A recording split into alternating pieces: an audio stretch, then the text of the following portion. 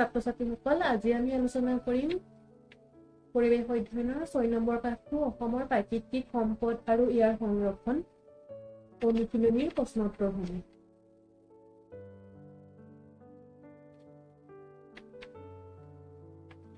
এক নম্বৰ প্ৰশ্নটো আছিলে উত্তৰ লিখা।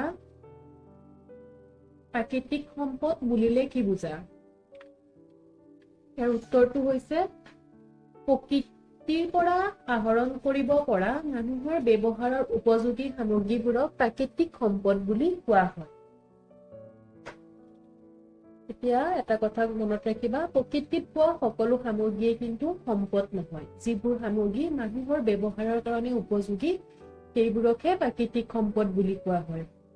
এতিয়া উদাহৰণস্বৰূপে ধৰি লোৱা, আমি উশাহ নিশাহৰ বাবে লওঁ যে বায়ু, খেতি কৰিবলৈ বা ঘৰ সাজিবলৈ মাটি, বাঁহ, বেত, কাঠ, শিল, খেৰ এইবোৰ হৈছে কি প্ৰাকৃতিক সম্পদ।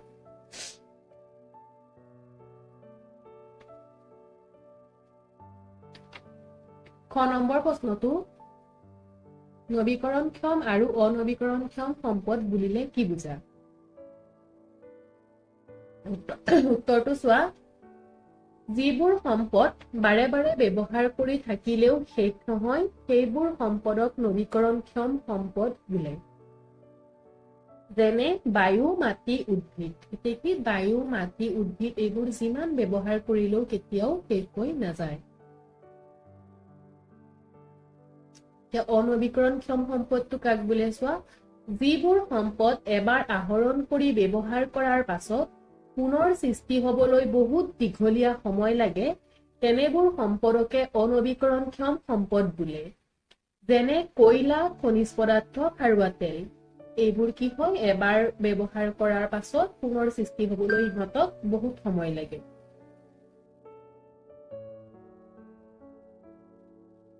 তাৰ পিছৰ প্ৰশ্নটো চোৱা, অসমৰ ৰাষ্ট্ৰীয় উদ্যান কেইখনৰ নাম লিখা।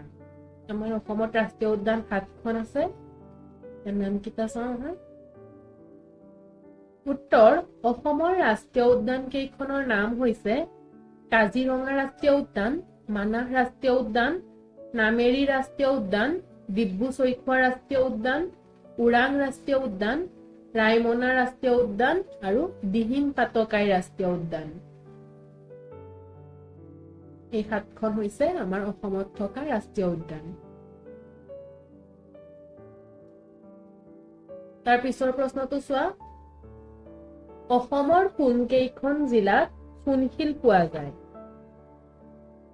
চূণশিল কি? চূণশিল হৈছে এবিধ খনিজ সম্পদ আৰু অসমৰ ডিমা হাছাও, কাৰ্বি আংলং জিলাত চূণশিল পোৱা যায়। 9 নম্বৰ, অসমৰ বনাঞ্চলত থকা 4বিধ প্ৰাণীৰ নাম উল্লেখ কৰা। ইয়াৰ উত্তৰটো হৈছে অসমৰ বনাঞ্চলত থকা 4বিধ প্ৰাণীৰ নাম হৈছে এটা খৰ্গযুক্ত গড়, হাতী, বাঘ আৰু বনৰীয়া ঘোঁৰা।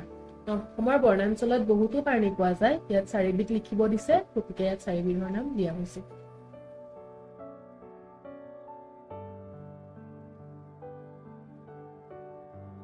তাৰ পিছৰ প্ৰশ্নটো চোৱা, চমু টোকা লিখা। অভয়াৰণ্য, সংৰক্ষিত বনাঞ্চল, উদ্ভিদ উদ্যান আৰু ৰাষ্ট্ৰীয় উদ্যান। এতিয়া প্ৰথমতে ক নম্বৰটো চোৱা, অভয়াৰণ্য। অভয়াৰণ্য হ'ল এনে এটা অঞ্চল য'ত জীৱ-জন্তু বসবাস কৰে। এই অঞ্চলসমূহত জীৱ-জন্তু ধৰা, হত্যা আৰু চোৰাং চিকাৰ কঠোৰভাৱে নিষেধাজ্ঞা আৰোপ কৰা হৈছে। জীৱ-জন্তুবোৰক আৰামদায়ক জীৱন যাপনৰ ব্যৱস্থা কৰাটোৱেই তেওঁলোকৰ লক্ষ্য।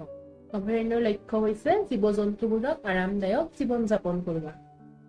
ভাৰতবৰ্ষত বহুতো সুন্দৰ সুন্দৰ অভয়াৰণ্য আছে, য'ত ঘন অৰণ্য, বৃহৎ নদী, ওখ আৰু সুন্দৰ পৰ্বত আছে। অসমত মুঠতে 17খন অভয়াৰণ্য আছে। এইটো হৈছে অভয়াৰণ্যৰ বিষয়ে এটা চমু টোকা।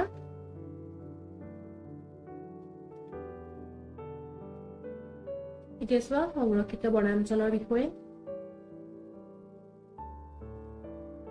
বনজ সম্পদত চহকী কিছুমান প্ৰাকৃতিক অঞ্চলক চৰকাৰে সংৰক্ষিত বনাঞ্চল ঘোষণা কৰে।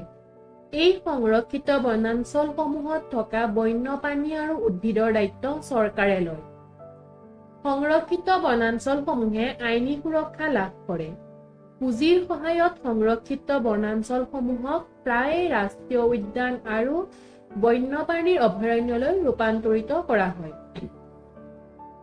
প্ৰাকৃতিক সম্পদৰ অৱক্ষয় ৰোধ কৰিবলৈ সংৰক্ষিত বনাঞ্চল ঘোষণা কৰা হয়। এতিয়া বনজ সম্পদ মানে কি বুজা? গছ গছনি, জীৱ জন্তু, চৰাই চিৰিকটি, হাবি বন, গছ লতা এইবোৰে হৈছে কি আমাৰ বনজ সম্পদ। যিবোৰ অঞ্চল এই সম্পদসমূহত চহকী সেই অঞ্চলসমূহকে চৰকাৰে সংৰক্ষিত বনাঞ্চল হিচাপে ঘোষণা কৰি দিয়ে। তাৰ পিছৰটো চোৱা,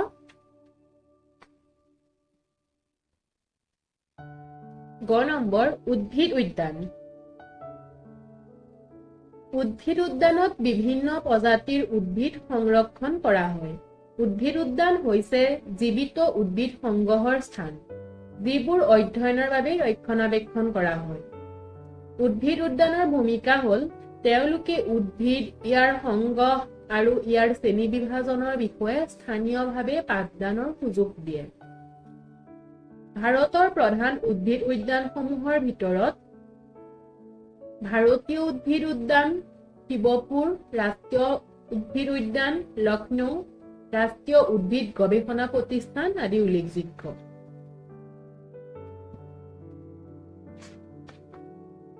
এতিয়া উদ্ভিদ উদ্যান কি বুজি পাইছা? উদ্ভিদ উদ্যান হৈছে য'ত উদ্ভিদক সংৰক্ষণ কৰা হয় আৰু ইয়াত উদ্ভিদসমূহৰ বিষয়ে তেওঁলোকে অধ্যয়ন কৰে, ইয়াৰ বিভাজনৰ বিষয়ে। তাৰ পিছৰটো চোৱা, ঘ নম্বৰটো ৰাষ্ট্ৰীয় উদ্যান। ৰাষ্ট্ৰীয় উদ্যান হৈছে প্ৰাকৃতিক পৰিৱেশ সংৰক্ষণৰ বাবে ৰাষ্ট্ৰীয় চৰকাৰে পৃথক কৰা এটা এলেকা। ৰাষ্ট্ৰীয় উদ্যান এখন ৰাজহুৱা বিনোদন আৰু উপভোগৰ বাবে। এখন ৰাষ্ট্ৰীয় উদ্যানত প্ৰাকৃতিক দৃশ্য আৰু ইয়াৰ উদ্ভিদ আৰু প্ৰাণীবোৰ নিজৰ প্ৰাকৃতিক অৱস্থাত উপস্থিত থাকে।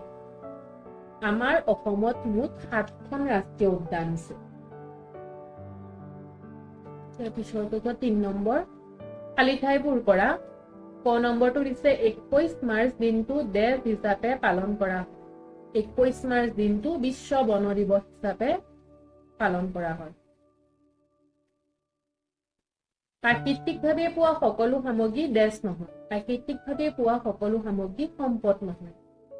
দেশৰ কয়লা খনি অতি পুৰণি। মাকুমৰ কয়লা খনি অতি পুৰণি। বিলাতী মাটি প্ৰস্তুত কৰিবলৈ দেশ ব্যৱহাৰ কৰা হয়। বিলাতী মাটি প্ৰস্তুত কৰিবলৈ চূণশিল ব্যৱহাৰ কৰা হয়।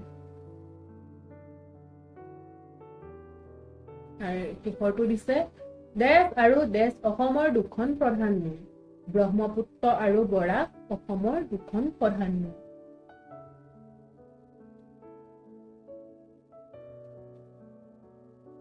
চাৰি নম্বৰ প্ৰশ্নটো চোৱা, জৈৱ সম্পদ সংৰক্ষণৰ প্ৰয়োজনীয়তাৰ বিষয়ে লিখা। উত্তৰ, প্ৰজাতিৰ বিলুপ্তি ৰোধ কৰিবলৈ জৈৱ সম্পদসমূহ সংৰক্ষণ কৰিব লাগে। প্ৰকৃতিৰ ভাৰসাম্য বজাই ৰাখিবলৈ ইয়াক সংৰক্ষণ কৰা হয়, যাতে মানুহ, চৰাই চিৰিকটি, কীট পতংগ, উদ্ভিদ আদিয়ে সুস্থিৰভাৱে জীয়াই থাকিব পাৰে। সেইবাবে জৈৱ সম্পদ সংৰক্ষণৰ প্ৰয়োজনীয়তা আছে। জৈৱ সম্পদ মানে কি বুজিলা? যিবোৰ সম্পদৰ জীৱ আছে, যেনে মানুহ, চৰাই চিৰিকটি, কীট পতংগ, উদ্ভিদ।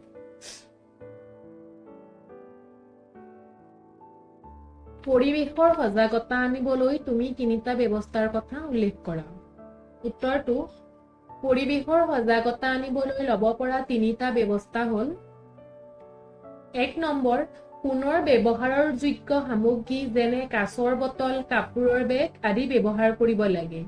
প্লাষ্টিকৰ বটল, প্লাষ্টিকৰ বেগ আদি ডিছপ'জেবল সামগ্ৰী কিনাৰ পৰা বিৰত থাকিব লাগে।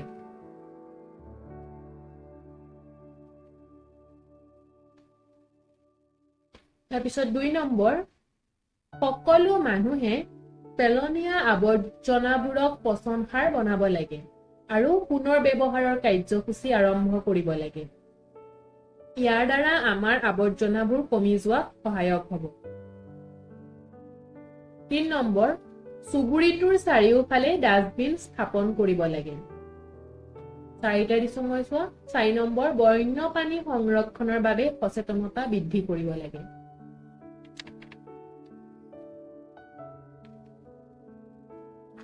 এই 4টা হৈছে পৰিৱেশৰ সজাগতা আনিবলৈ ল'ব পৰা 3 ব্যৱস্থা। তাৰ পিছৰ প্ৰশ্নটো চোৱা। শুদ্ধ উত্তৰটো বিচাৰি লিখা। ক নম্বৰ, তলৰ কোনখন ৰাষ্ট্ৰীয় উদ্যান হয়? তোমালোকক অপচন দিছে 1 নম্বৰ ৰায়মনা, গৰম পানী, পবিতৰা, চক্ৰশিলা। ইয়াতে ৰাষ্ট্ৰীয় উদ্যান হৈছে ৰায়মনা।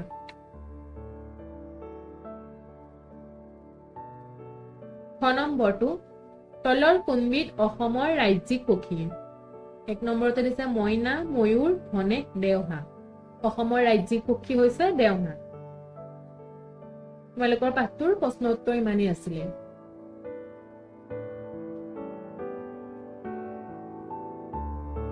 গতিকে ভিডিঅ'টো ইমানতে সামৰিছোঁ।